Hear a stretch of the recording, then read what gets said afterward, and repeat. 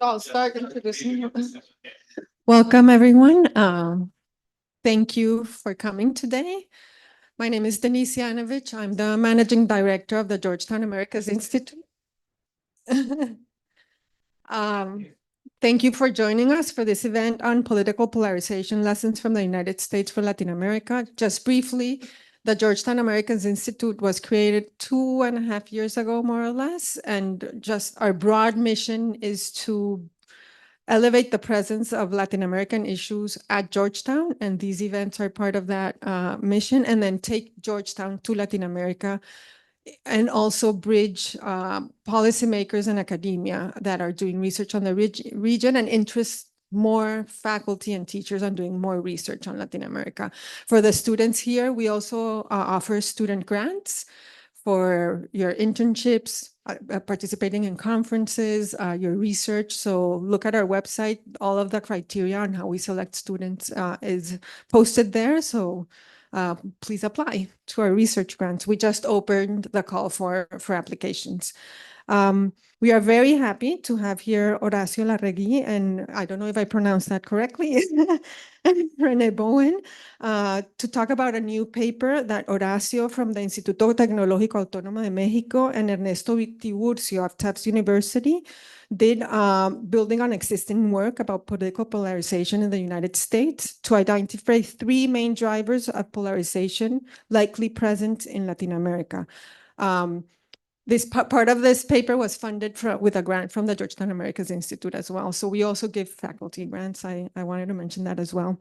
Horacio is an associate professor of economics and political science at the Instituto Tecnológico Autónomo de México and a visiting fellow at the Institute for Advanced Study in Toulouse and Toulouse School of Economics. Prior to this role, he was an assistant and associate professor of government at Harvard University, and he received his PhD in economics from the Massachusetts Institute of Technology in 2013. And we are very pleased that Renee has agreed to moderate this conversation.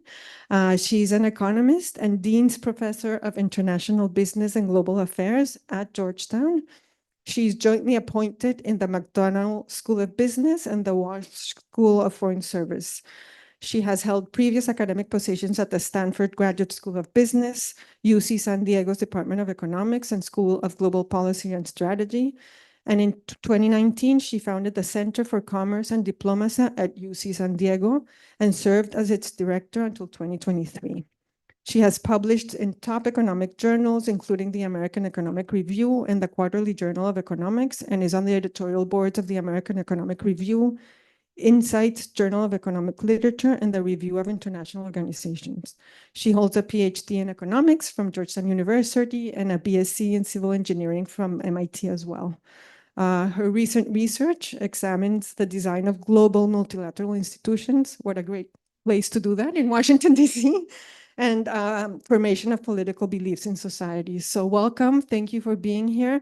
And this is it promises to be a really interesting and relevant and timely conversation. Thank you.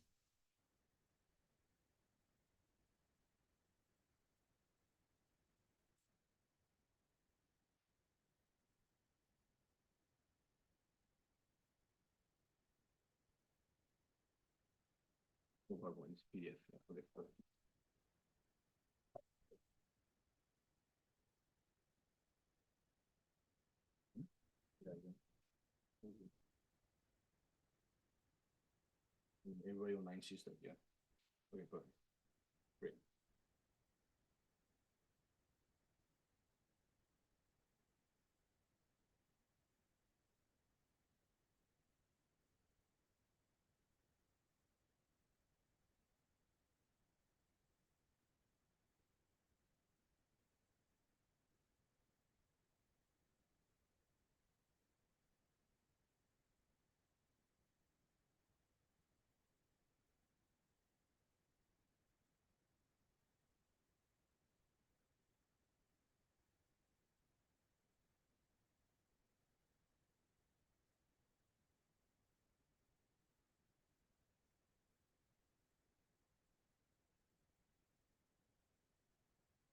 Perfect. No, I actually turned it off before.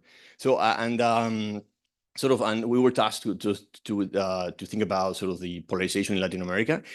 And as you'll see, essentially, once you start doing that, you realize that there's a lot of work in the US and so little in Latin America. So in a way, like we try to, especially from a theoretical standpoint, we try to guide kind of like our view of Latin America, which we'll see it starts like there are important contrast with the US, but from the sort of US to type literature. And I sort of planned for 35 minutes, but then I realized coming here I only had 15. So you see that I'll skip lots of slides. Feel free. I mean, we're going to try to do like a 20-minute presentation, then open up the room. Feel free to, if there's anything that any clarifying questions, go for it. Similarly, like someone feels more comfortable sort of asking in Spanish, I'm happy to translate for the rest. So don't stop. I hope that the language does not stop you from asking something. So the real motivation behind this essentially is that we have the feeling that sort of polarization is on the rise in the region.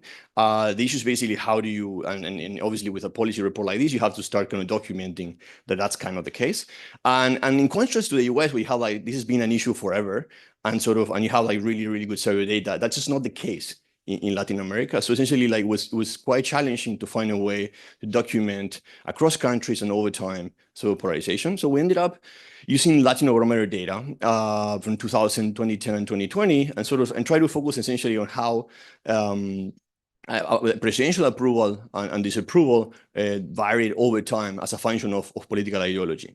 And we're going to be focusing most of what we do in the nine most populous countries. So this is basically just for you to understand kind of the metric. Essentially, we're going to be plotting, I'll show you for different countries.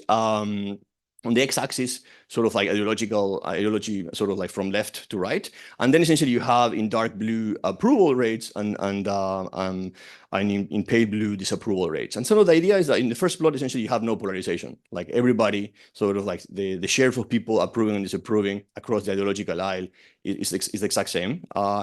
On the top right, essentially you start seeing some differences. This is for a left-wing president. Essentially, you see that left-wing people are more likely to approve, and left-wing people more likely to disapprove. And then essentially you have much more polarization in the bottom plot, essentially where left-wing people really approve the president, and people on the right are most likely just entirely disapprove. So how does it look like for actual countries in Latin America? So let's take Argentina, sort of early 2000s. We have just came out of this crazy crisis, and everybody was quite happy with Kirchner. So essentially, like, how everybody like approves. So essentially, it's very hard to have any disapproval, any polarization in a place where everybody's happy with someone. Over time, like now with Cristina, sort of like we start seeing essentially that people much more support on the left and less support on the right. But then nowadays, 2020, with Alberto Fernandez, with Cristina now as vice president, essentially you start seeing a much starker difference. Essentially, everybody on the left is much more supportive, and people on the right are less supportive. I can keep going. I don't have time for like many countries. Sort of Bolivia, you see like nowadays, a very similar story. So like a lot of sort of polarization. Brazil with Bolsonaro, essentially you have a lot of polarization. And the only interesting case where it has always been polarized since the 2000 to nowadays is Chile. Chile is the exception, essentially, where like there's been persistent polarization. I can jump countries, sort of like Venezuela. Nowadays, you see a lot of already in the 2011, quite a striking levels of polarization. So the only countries where you don't see this type of patterns is basically Ecuador, because of Lenin Moreno has really low approval rates at the end of the president. So everybody hates a president. People cannot be polarized over that. And then Peru, which is basically like a massive chaos. So it's kind of hard also to see something there. So this is mostly sort of it's like our consistent measure of polarization. Something that's going to come out later, and it's also very important, is to think about affective polarization, which is essentially the extent of which people distrust people across the ideological aisle. Unfortunately, we don't have a measure for Latin America back in time. So the closest we could approach was basically using the VDEM data on social polarization, and pretty much you see now like also like paralleling Latin America and the United States, that that both political polarization and social polarization has been in the rise, sort of both in the region and sort of in the US. Now, why should we care? essentially, like, like there's a whole debate on whether, like, polarization is good for democracy. I'm happy to discuss that more in the Q&A. And the reason why, we care here is that you see that an equally concerning trend, which is basically the erosion, democratic erosion. You see both for the US, and again with the Biden data, and Latin America, there's a decrease in liberal democracy. Sort of in the US, like, democracy is a lot stronger than the rest of Latin America, but you can see here in the bottom right, a decrease in sort of in the extent of liberal democracies in Latin America. Essentially, like, the empirical is the suggestive evidence that raising polarization and a weakening of democratic institutions kind of go hand in hand. There are many theoretical reasons for why this is the case, but at the core of this is basically is that when people are more polarized, they kind of really distrust other citizens and sort of elites, both politicians and media across the ideological line. And at the core of democracy and governance, that we need to have a debate. We had to find common ground, and that's kind of what we're missing. There's quite a bit of evidence, and I'll talk about that a little later on. But right now, essentially, like, because of rising levels of polarization, people just are not open to different ideas.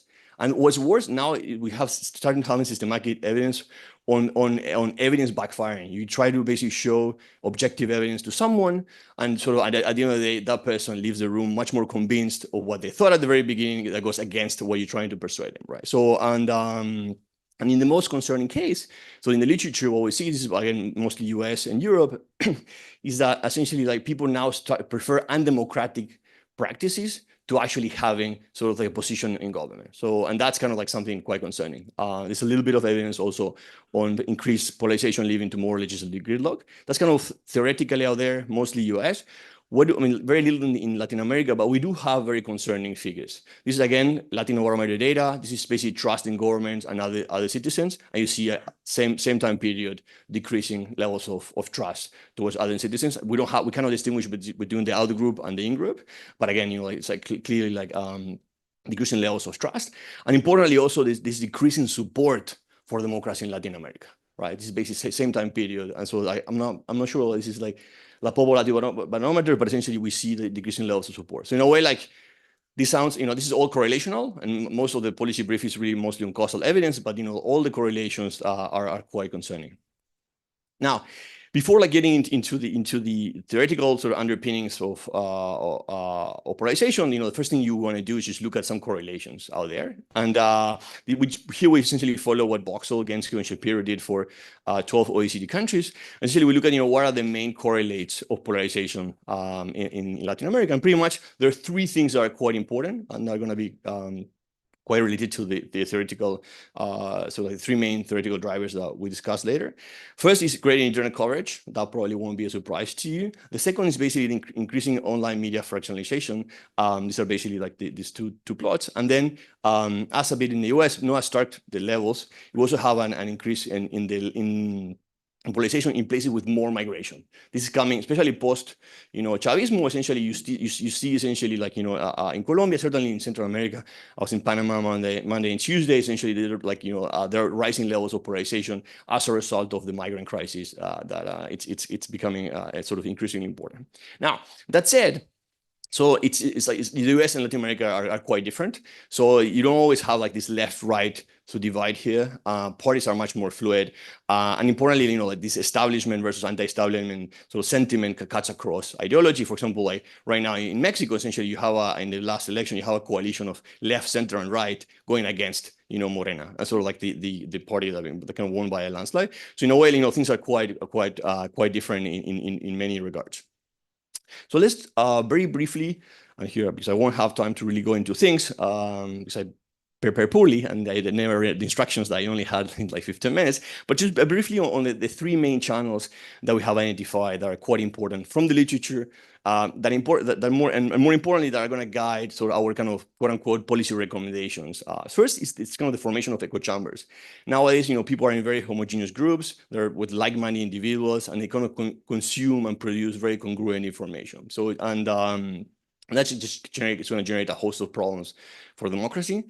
The second is basically the supply and bias processing of slanted information, sort of both, coming from traditional media, but also more importantly, from the internet and social media. And the third is the rise of the divisive political elites. Essentially, right now, like it's like we have evidence that it really pays off. I mean, this is not a surprise for everybody in the audience with the U.S. election, but it really kind of pays off to polarize. So essentially, it's just really like create a narrative of us against like the others, and and really like try to shift everything to like single policy issues. Although the policy landscape is much more complicated. Yeah, so I'll go quickly through this. So in terms of why sort of echo chambers are important, and this is like it's quite straightforward, you might start with like small kind of mistaken beliefs. And for example, I think a prominent example would be that immigrants eat their pets, and so you might have some politician basically based on some misinformation incepting that. And people don't talk to each other, and and they really live on echo chambers. What's going to happen is that probably like 3 weeks from now, everybody's going to think that, us immigrants, we all eat pets, right? And that's that's kind of the potential problem you might have. And here, misinformation kind of goes hand in hand. Similarly, essentially, like if people don't talk to each other, they actually might have false beliefs that there's an animosity between the groups, and you never really break that bubble, and essentially, then everybody thinks that they hate the other people, hate them, and as a consequence of that, they're going to have some animosity towards the other group, and because of the lack of contact. We have lots of evidence on this in the U.S. Latin America, we don't have as good evidence, but like we have a lot of huge socioeconomic inequality, and so the quality evidence suggests that you have similar levels of echo chambers. In terms of supply of biased and biased supply and processing of information, it's quite straightforward. Essentially, with the rise of ideological news, everybody, as reflected in the picture, pretty much kind of read things that they find that basically are consistent with their prior beliefs. No one wants to be proven wrong, and we have evidence that people dislike being told that they're wrong. And as a result of that, essentially, we end up living in alternative realities, and we just don't understand each other. Media in Latin America has a bit of a different story. It has been historically co-opted, by elites, and nowadays has been much more democratic. But we do see that throughout countries, especially when you don't have cases like Venezuela, and so you still have some like opposition media left. That essentially there are different players have clear biases. So in a way, and we also have voters and selecting themselves into media outlets that reflect their views. This is on steroids for social media. Essentially, as we have lots of evidence pointing out that social media really increases polarization in the US and Europe.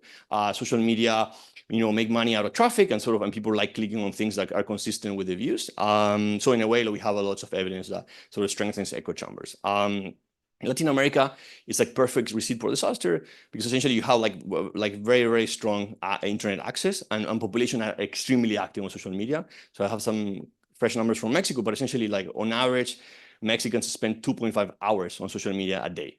So I think a lot of that is because it's in Mexico City and people commuting, and that's why, and they're on their phones, and you can see that on the subway. But essentially, it's just insane, and this is also why it's great. It's a great place to run experiments. That's how they do, because everybody, if you want to get to people, they're on social media. And I have some work that I won't be able to cover here, but actually shows that the social media has really helped Andrés Manuel López Obrador, like our outgoing president now, to polarize people starting in 2018. So if you want to get back to that, we can talk more about that in the Q&A. So in terms of the rise of political elites, we don't have a lot of kind of like causal macro quantitative evidence, but essentially the more micro evidence suggests that by simplifying issues and really creating this narrative of them against us, they really contribute to political polarization, and this is strengthening you doing electoral campaigns where there's a lot of negative campaigning, as we see nowadays in the States. And in Latin America, I think if you know a little bit the context, take Bolsonaro in Brazil, López Obrador in Mexico, so Chavez in Venezuela, you have these populist, very polarizing figures that have pretty much reshaped the landscape, and now we're basically dealing with that. And overall, what I want to rescue is that, unfortunately, these strategies do pay off. Polarizing does gets you political returns, and that's in a way we have to think about how to break that down in a way that's incentive compatible. So I'm out of time, but I'll do 5 more minutes if that's fine. So in terms of like, then we switch to like, given these theoretical underpinnings, how can we sort of think about policies that and so, and what's the evidence? It's been mostly from the US of policies that basically try to like, counter polarization. And the first one in terms of how to break echo chambers is quite straightforward. I told you before that the big problem is that people don't talk to each other, they have their erroneous beliefs. Well, let's try to correct that. So we have a lot of interventions. Essentially, when you get people to talk to each other, or that's not very scalable. So like the other things, you just like tell stories from the out group, like personal experiences, or even, just survey evidence correcting beliefs. Essentially, like you might think, I don't know, like, all Republicans, Democrats think that, all Republicans like, believe X, and actually you show them survey evidence, that's actually not the case, right? And actually, like, it's incredible. We've done this for Mexico, but essentially how wrong people's beliefs about like, the policy preferences and the views of the other group, because they just don't talk to each other. The other thing that have been quite successful in the States is kind of highlighting commonalities, really like, like American being great and sort of, and although it has been, used for other political reasons, essentially, like, people do have this sense of pride sort of in the country. And so really emphasizing that that's actually a common thing, their common values, has also helped quite a bit to lessen polarization. The other thing which is harder, especially with like, how X has changed their policies, is the issue of content moderation. So a lot of these sort of like echo chambers, sort of, and the rise in polarization between these groups is actually through hate speech. And we have some evidence that, really content moderation is very important to lessen that levels of hate speech. No one has connected the dots with that and polarization, but we think that, that they go sort of hand in hand. So in Latin America, way less work. I have a colleague of mine who has basically replicated the importance of intergroup contact, and actually shows that like if you have basically a sort of like a horizontal relationship, like discussion, and so people have to cooperate, you can actually reduce polarization in Mexico. And I've done a lot of work with Ernesto. I'm happy to talk more about that later. Kind of pretty much bringing all these things about, like showing, like reducing misperceptions, emphasizing sort of common cultural values and beliefs, and really using stories from the out group. And actually, like, all that really reduces the extent of polarization. Here, like, had some, images of what we did, but, I'm happy to get back to that later. So in terms of the how to target the effect of biased sort of information consumption and processing. So again, the natural things basically just try to push people into consuming other type of media. Like get CNN people to watch Fox and the other way around. What happens usually in the short run, and more so now that people are more polarized, is that usually backfires. Essentially, like short term, we have lots of evidence that that actually might backfire. But I have a paper, not from Latin America, not from the US, actually in Turkey, that actually if you expose people for 6 months to sort of a counter-attitudinal media, you can succeed at actually like getting them to increase the level of trust in sort of in our group media. And so I'm happy to talk more about that. I think, we have some, and there's some sort of like parallel work by other folks pointing out that there's a way to kind of break this level of mistrust towards, media that is not consistent with people's priors. And kind of the logic is that usually what happens is that, for example, like we only hear like, outrageous things about certain sort of news channel when it's really, really outrageous. But actually, most of the time, they broadcast things that are kind of reasonable and sort of, and maybe like and you would want to hear that. But people are not exposed to that. So the idea is basically like, the idea is that if you have sustained exposure to something, you realize that they're not as crazy, quote unquote, as you thought they are. And as a result of that, you can really increase the level of trust. And as a result of that, 6 months after, you can really like reduce ideological polarization, not affective polarization, sort of like the extent to which people distrust other people. So there seems to be that there's no cross relationship between like how much you dislike media and how much you dislike to other people. And so I'm happy to discuss that more. We also see that in the work I just went through quickly. So in a way, like, we don't have like a single solution for kind of all these problems. The last thing sort of like that's 2 things on this. So, and the other things basically, and it's like this is a very cool literature in American politics. It goes back to, I think, the 80s, on pretty much trying to just nudge people to be open-minded. As simple as that. Essentially, the idea is basically like every time you start a conversation with someone and they're gonna have like a confronting view, just tell them, look, I know you're going to react back to that. Trust me, that really increases people's levels of open-minded. After the paper I'm going to show you in a second, I've started doing in my life, and that works pretty well. So this advice for everybody.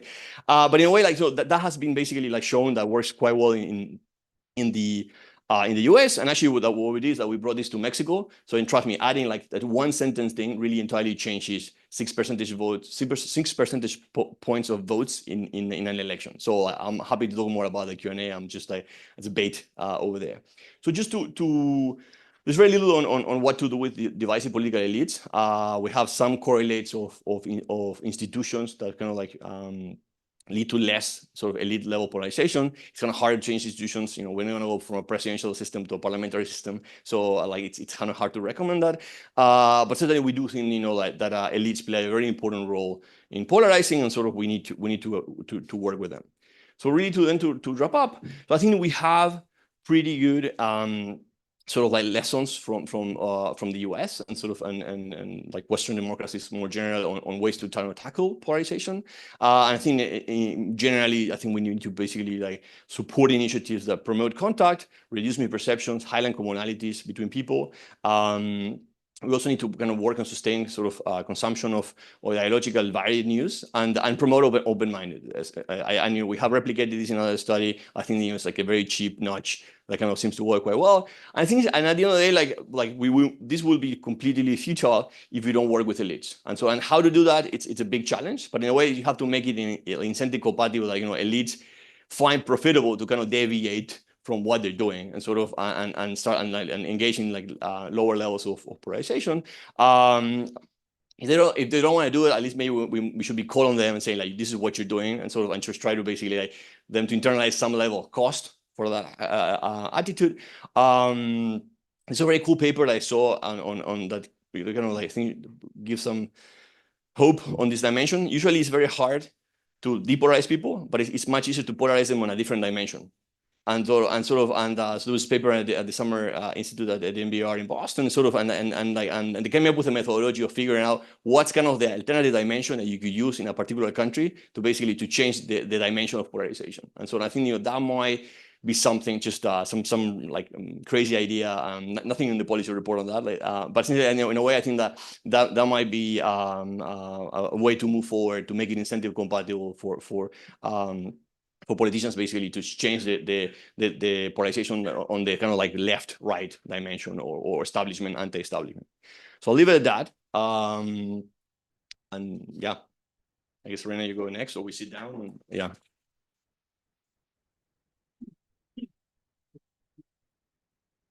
All right, thank you. That was excellent. And hopefully we have enough time to go through the 101 questions I have.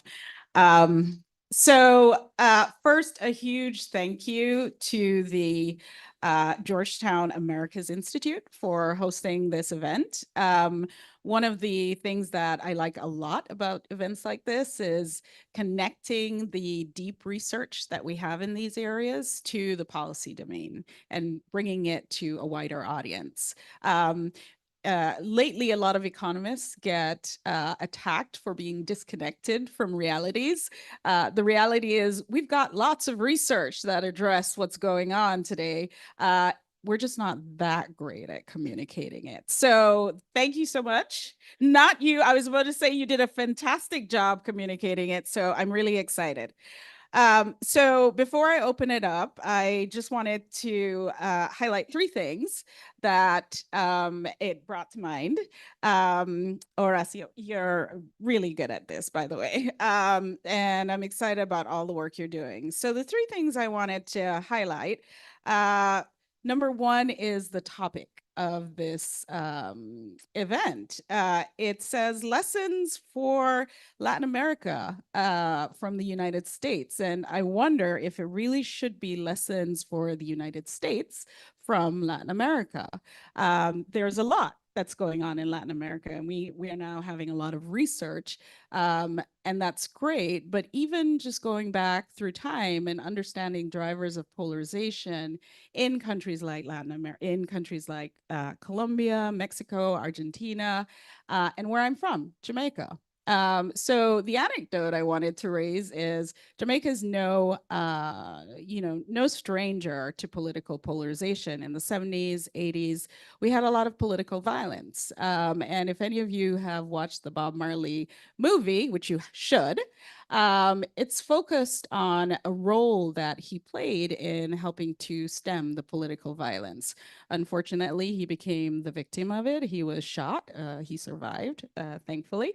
But just to show that in Latin America and various developing countries, polarization is a fact of life, and it even leads to political violence. And we're seeing some of that now in this country, which is quite a turn. I'm sure coming from Latin America, you would probably look at the United States as a bastion of democracy and looking at how political parties are so organized and well run, and finding what's happening now in this country to be quite startling. So that was the first point I wanted to make. The second point I wanted to make was I did like, you didn't get to say much about it, but I did like your emphasis on connecting what's going on in the world of theory to a lot of what you were talking about.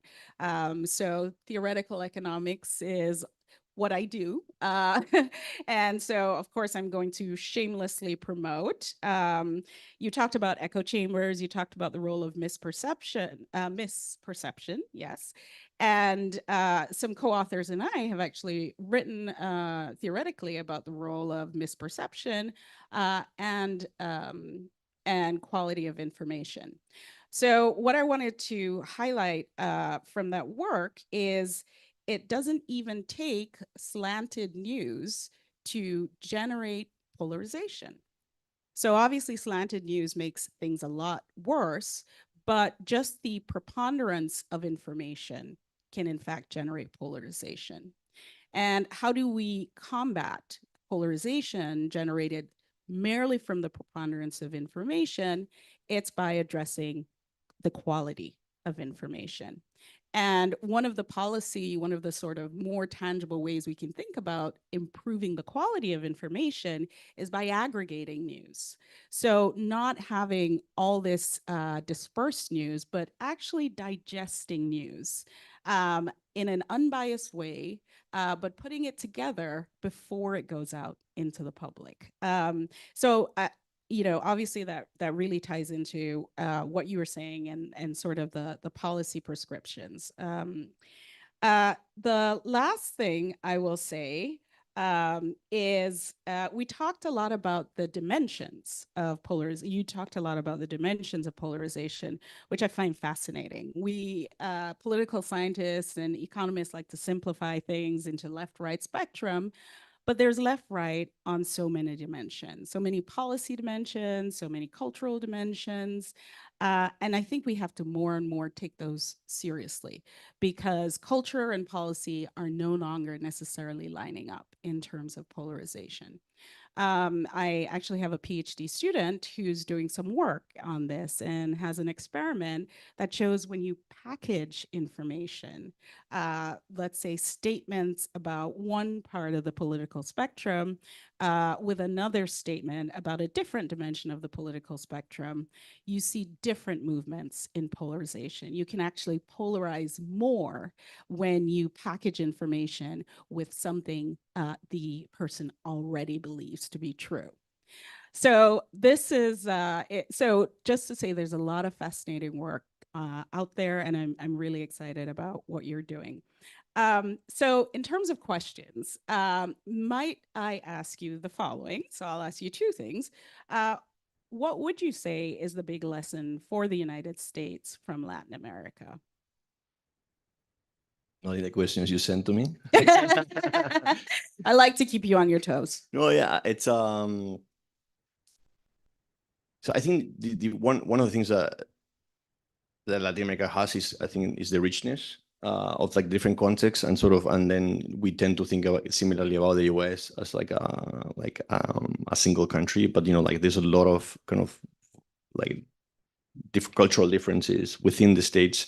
I think it's like probably like just pay more attention to that, and obviously like you used and it's similar, it's like when thinking about right now, like you look at the election and you're saying like why is someone sort of catering to certain people, and then you realize, well, you're thinking about countrywide, but like they need to win some electoral colleges. So in a way, and maybe like there's a logic behind it. So I think in a way, like if you wanted to work sort of around that, you have to think more context specific. And I think that there's like I'm taking like case of Ohio Haitians and sort of I think there's a lot like it's a very particular situation, right? In a way, we cannot generalize the same sort of migrant experience that has been going on there in Springfield versus like take Chicago, take California. It's like and sort of like and so and I think it's very and seeing the governor coming out explaining the situation and so on. I think that it just really like you cannot just have even like not just single issue type politics, but also just with like even within a single issue. Like there's so much variety, so much richness, and I think you have to understand kind of the context. And actually in that on that dimension, I think political scientists are very helpful for this. They really spend a lot of time trying to understand, quite deeply much better the context. And I think we really need to rely sort of on the work. And so I think as economists, we're a little worse at that. It's like we like blanket statements, and yeah. So and it's just easier. But yeah, so I think in a way, like I think like really trying to pay more attention to the richness of the environment and sort of yeah, I'll leave it at that. Great, thank you. So another question I had is sort of coming more out of your talk. You mentioned the importance of sort of conveying facts, right, and conveying more sort of precise information.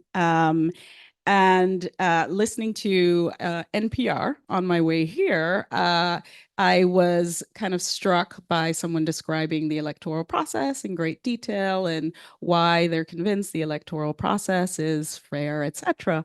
And I listened to this person. I said, "This is great. I'm an academic. I totally get this."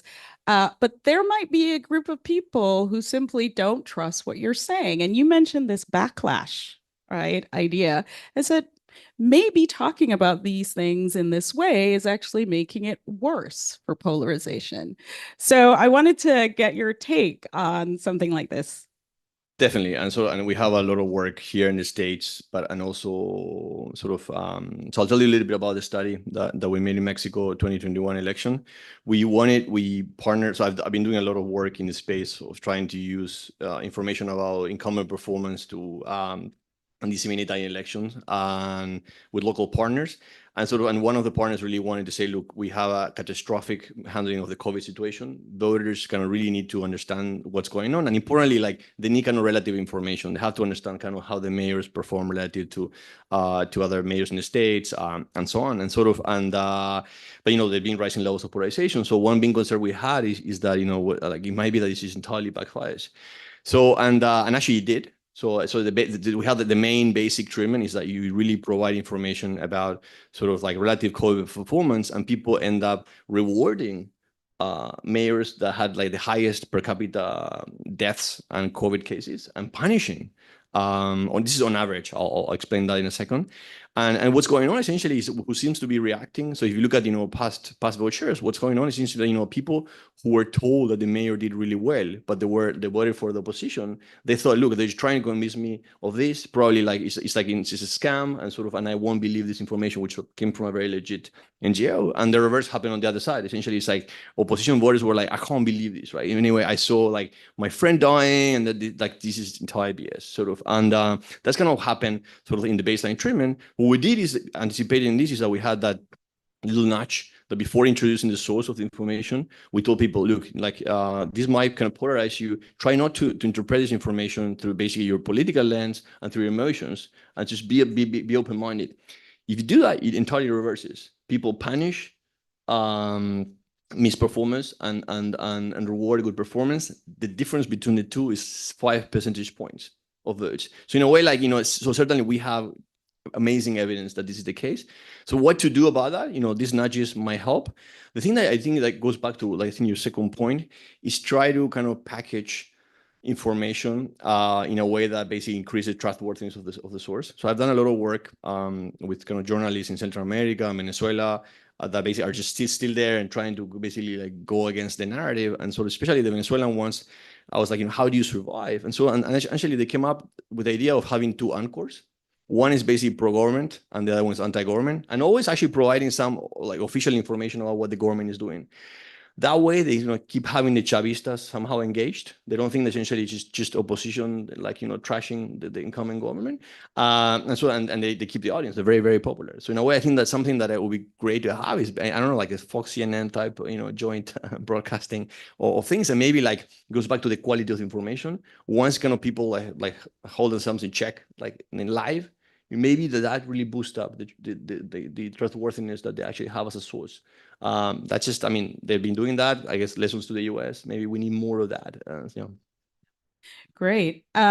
So I think I'll open it up to questions now. I didn't want to go on too long, although we could have talked forever and ever. In fact, after this, I'll probably pester him some more.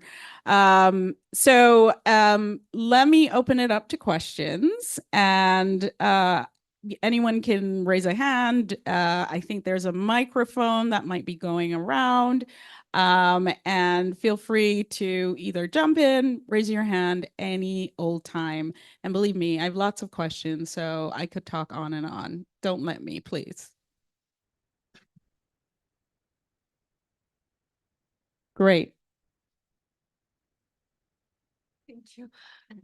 So I have a question of the causality between, well, the three things you identified, the polarization in social media, and then the polarization in political elites. Is there, what happened, like, are political elites catering to what people want to hear and able to be elected because the polarization was created by social media, or if you have any sense of how that relationship has worked?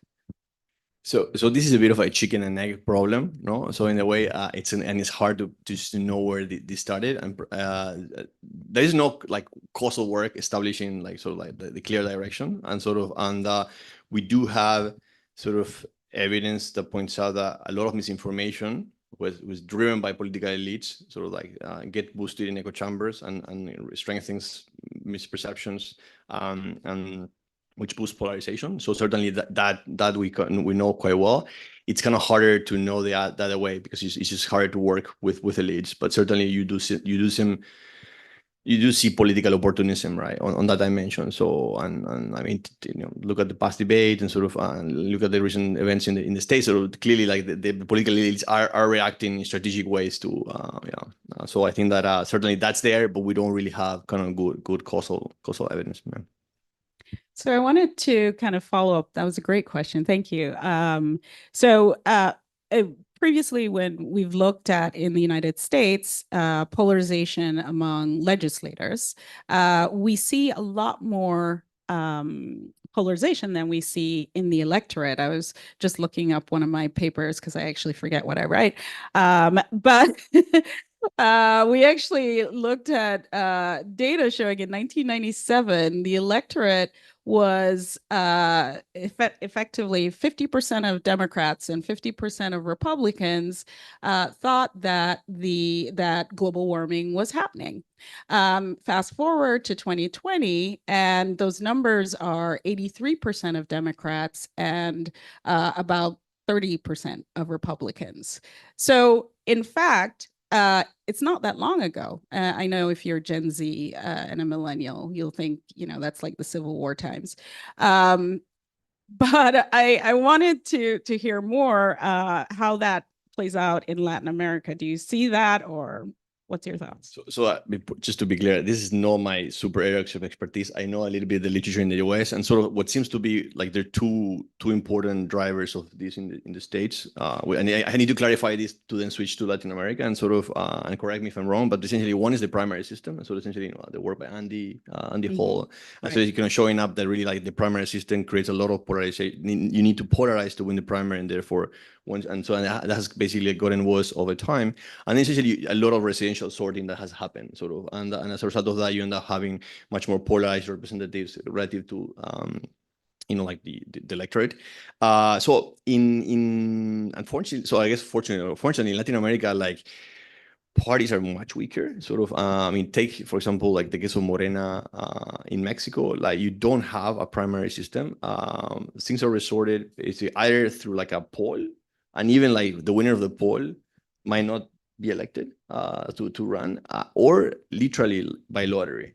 So in Mexico, a lot of the local candidates have been elected, and some of the national representatives have been elected by lottery. So I mean, I'm not saying that fortunately this is not representative of Latin America, but in a way, essentially, like you have a much weaker kind of party system. So in the sense that like they can be much more strategic within party selection. Of course, like you end up having elites, which brings another problem, no? Because of having elites in established parties, that also fuels subsequent polarization. But essentially, I don't think that, at least from my understanding of the U.S. case, that the same drivers of that level of polarization, that mismatch between sort of the kind of the preferences or the views of the electorate and the politicians, it's kind of there. And also the other important dimension in Latin America, although in the US also it's not as great, but people really have no clue who the representatives are. It's a very party center system, and even, for example, like in Mexico, 2/5 of the chamber are not basically elected directly, and basically it's like 200 or 500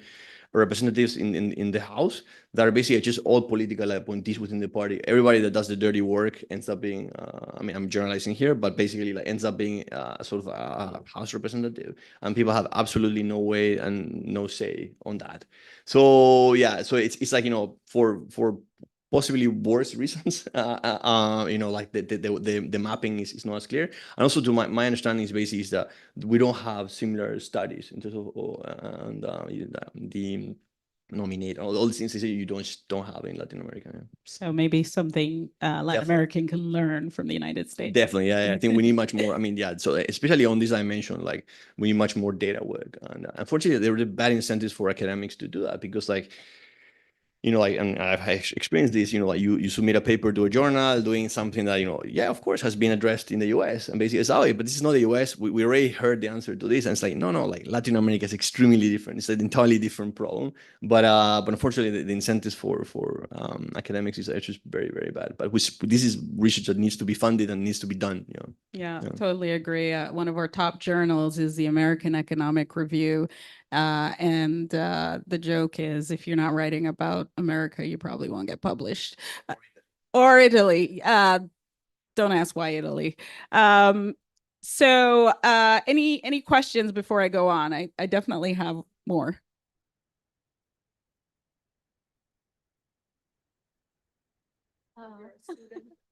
Yeah, so I'm actually a senior in the college. I'm a sociology major, which means like my background knowledge is a bit different, but also like the way I'm looking at this data is a bit different. So you sort of mentioned the inequality and the lack of access and opportunity in Latin America, which I'm from Guatemala. I grew up there. I'm very aware of it. And I would get curious about, how do you think that inequality and lack of opportunity impacts the political landscape, and how that impacts polarization in Latin America? I get lots of big questions there, and I'm like the type of academic that tries to answer like small things in a causal way. So I always get super stressed when asked to make these grandiose statements or answers. I think that but if I put my historian hat sort of and historically, because of this inequality, economic inequality that maps into political inequality, you have like clearly the economic elites in power, and sort of the people really suffered sort of as a result of that. In some cases, you had this like swings to the left, take Argentina, sort of like then like a poor macroeconomic sort of performance, and then the right coming back into power, contracting policies, and then the poor really paying off. And unfortunately, kind of like what that's basically just what happened. You have some miracles in Central America where like somehow like this outsider ends up winning. I think it's sort of like it's quite surprising sort of. But I wouldn't rely on that kind of saving like politics going forward. But in general, essentially, like that's kind of not the case. And usually, what's end up happening is that you have these kind of populist outsiders that basically really cater to those folks that are just entirely tired with the system, these established established parties, and basically just come to power. And sort of in a way, I think that it's like it all kind of goes hand in hand, right? Because of the initial inequality in economics, you have inequality in politics, and essentially like creates this pressure cooker. And the kind of the way it blows up is you have these external folks sort of reshaping the whole political landscape, and really in a way sort of eroding democracy because like there are lots of problems with democracy, there are lots of problems with established parties, but in a way like there were some rules of the game that kind of help the democratic discussion, and now like all bets are off sort of, and we don't know, maybe we're gonna converge to a better place, but it's like we're at the point where like like lots of democratic institutions sort of basically are in danger or gone, depending on the country, and sort of yeah, so well, TBD, no, but yeah, thanks for the question. So I'll take moderator privilege and ask another question. That was a great question, and this is somewhat of a follow-up. What would you, or which countries would you say are the best and worst performers in terms of polarization and democracy? Putting you on the spot, and why?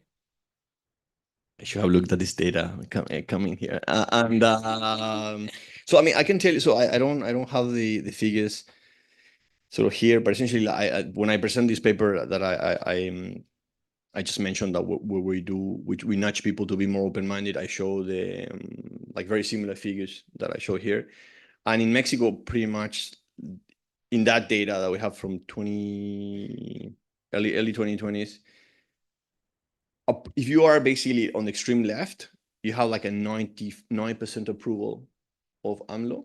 If you're on the extreme right, you have a 95% disapproval of AMLO. So pretty much everybody on the left thinks that he's God, and everybody on the right thinks that he's the devil. And sort of like not comparable numbers. This is the problem with Latin America, but essentially, and you've seen that kind of like growing insanely. And I think essentially right now, like the entire, I mean, we see essentially like what's going on now with the elections. Essentially, everybody, it's like established versus the establishment. It's like extremely polarized. Argentina is not as bad in the sense that like clearly like at least we have three parties more or less still, or I mean it's a bunch of different parties but organized between sort of like extreme right, center right, and sort of and the Peronist, and sort of and at least some, and you still need some level of negotiation, which creates some democratic bargaining and sort of and at the elite level, and therefore like still happens with the citizen level. In Mexico, that's just, and even right now, we don't need anymore. We just change the constitution. Like now, just judges are going to be elected, first time in history. And so in a way, like it's just very hard to, and obviously everybody on the opposition side just hates this, right? So I mean, I'm actually quite concerned about the kind of the Mexican situation. You have that a little bit with Bolsonaro in Brazil, and sort of unfortunately, like like you have someone like Lula, someone essentially like with like with that trust, essentially like, even a lot of people on more on the right that maybe saw Bolsonaro as this nutcase, they were happy to basically go more like moderate themselves more because you had someone who everybody trusted, right? But it's kind of hard to have. It's like you don't have a Lula everywhere, right? Sort of, and so I think they're like swings. So it just varies. I think that right now, maybe because it's like I'm very close to that. I think Mexico is an extremely kind of problematic case, and yeah. And then I think probably like around every election, you probably take Colombia, so Chile. I think there was important like high levels of polarization. But over time, like for better or worse, when people don't deliver, like then everybody agrees that they're not as good, and that mechanically kind of like calms the waters. And but yeah, but in Mexico, we just came out of an important election, and I would say that we're doing quite bad. Great. Are there other questions? I'm not sure if we can take questions from online. I don't know how that works, but yes, I see two questions here. Well, hello. I am a graduate student from Georgetown's Law Center. I am doing a master's degree in international business and economic law, and I am from Panama. And Panama has a quite particular situation right now with polarization because currently many people associate traditional political parties with corruption scandals, and there has been a big movement of independent candidates, especially for the National Assembly, which is the equivalent to our parliament.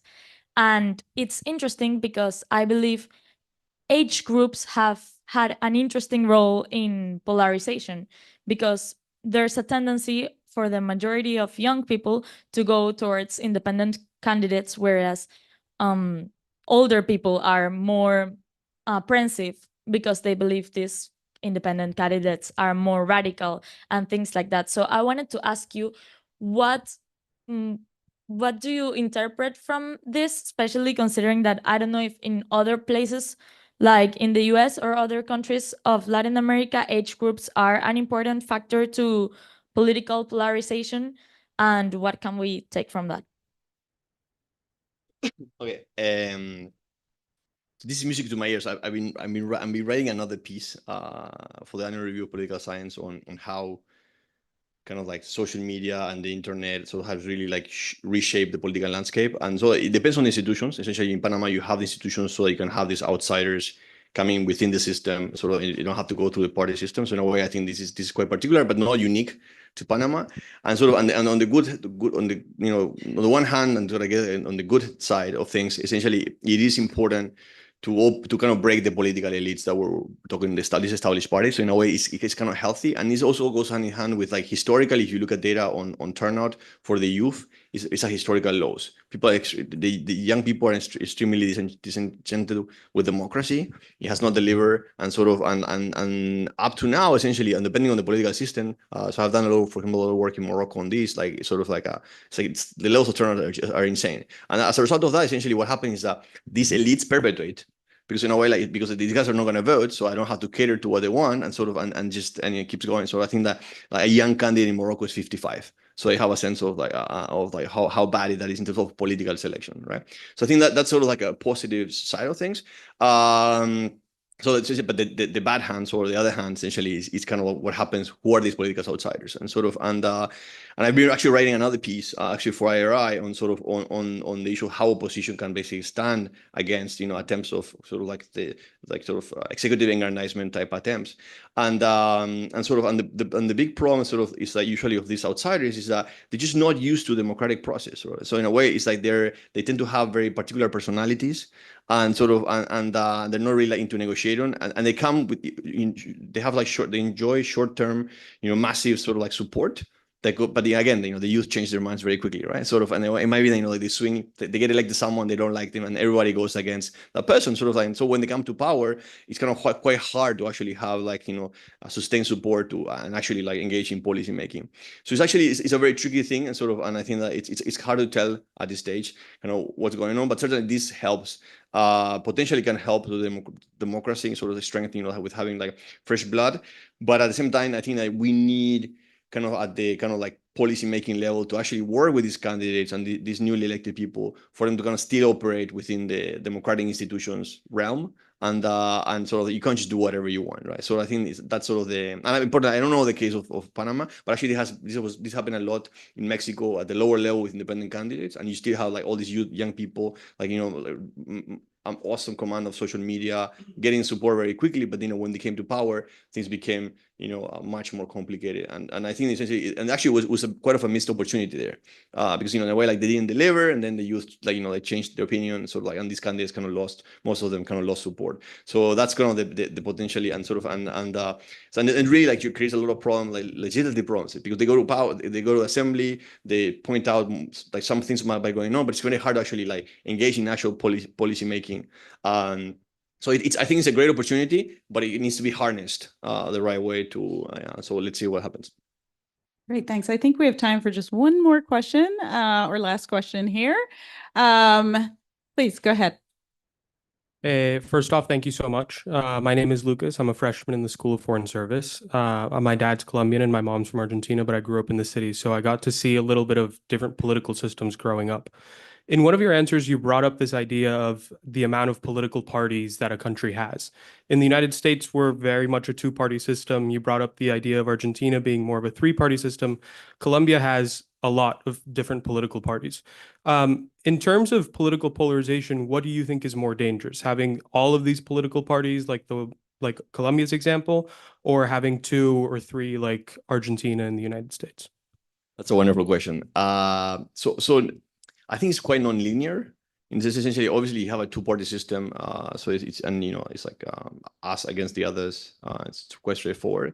The problem with the having lots of parties, and so as you saw basically with Petro in Colombia, is that sort of like it's very easy to kind of political outsiders to come to power and sort of and gather a lot of quick support. And although they end up having minority presidencies, so essentially like, you know, like what boosts them to power is really like, you know, this anti-establishment focus. So it's not going to be a like left-wing type divide necessarily, but essentially, but you do have the outsider versus the rest, and so you have short periods of polarization.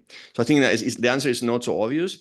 From a democratic standpoint, sort of, I think that is possibly much more dangerous having lots of parties. So essentially, like the combination of polarization and lots of parties, it's really hurting the region. Essentially, we have a lot of democratic stagnation. Take Peru, right? So and sort of and at least you don't suffer here. Like, well, let's see, but you know, like you don't suffer that much in terms of democratic institutions when you still have like two strong parties. But that's, I mean, just few cases, few data points to make that statement. That's kind of my view on that. Yeah. Great. Thank you so much for your great questions. I think we're wrapping up. Yeah, thank you. I just want to thank you both for coming and sharing your thoughts with us on this timely issue, and invite everyone. There's sandwiches in the back, please. And we're going to be here for the next half hour, so you can hang out and to subscribe to our WhatsApp and MailChimp channel so that you can get our invitations. Thank you.